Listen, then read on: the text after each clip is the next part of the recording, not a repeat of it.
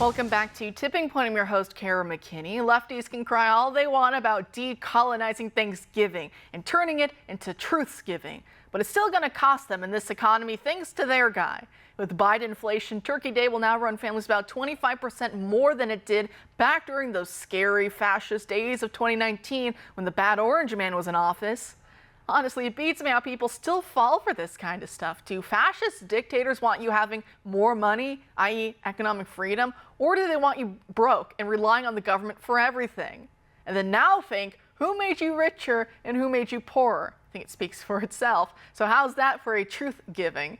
If lefties at the dinner table insist on spilling more uncomfortable truths to ruin everyone's holiday, you could also bring up the fact that the word decolonize is being used to justify the mass civilian slaughter of Israelis at the hands of Hamas terrorists, and that the dirty little secret is that they want to bring it here too. Hence why they scream bloody murder against the Thanksgiving pilgrims, Christopher Columbus, and other trappings of early Americana.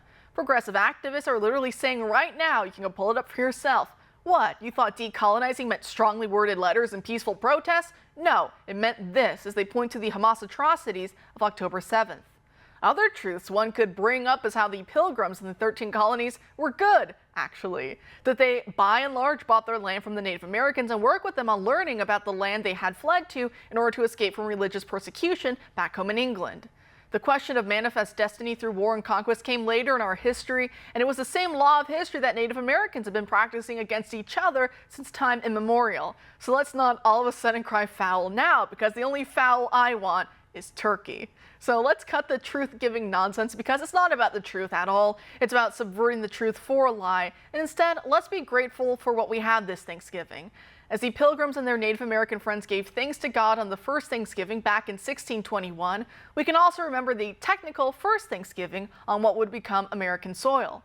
Because in 1565, 56 years before the Pilgrims of Plymouth sat down for their feast after surviving nasty, brutal cold spells, disease, and hunger, Spanish priests and about 800 others from their expedition, led by Pedro Menendez de Aviles, gave thanks to God alongside the Native Americans they had met in St. Augustine, Florida, by saying Mass and feasting.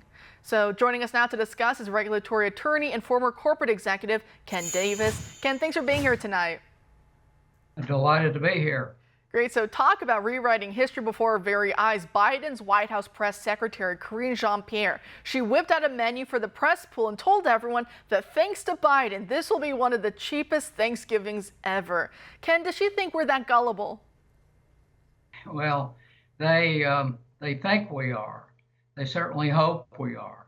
They do everything they can to put a positive spin on this particular data point or that particular data point, because their economic policies have made such a mess of things, fired up the highest rate of inflation in 4 decades, and contributed through that inflation to a turkey dinner cost, a Thanksgiving cost, that is the second highest in history.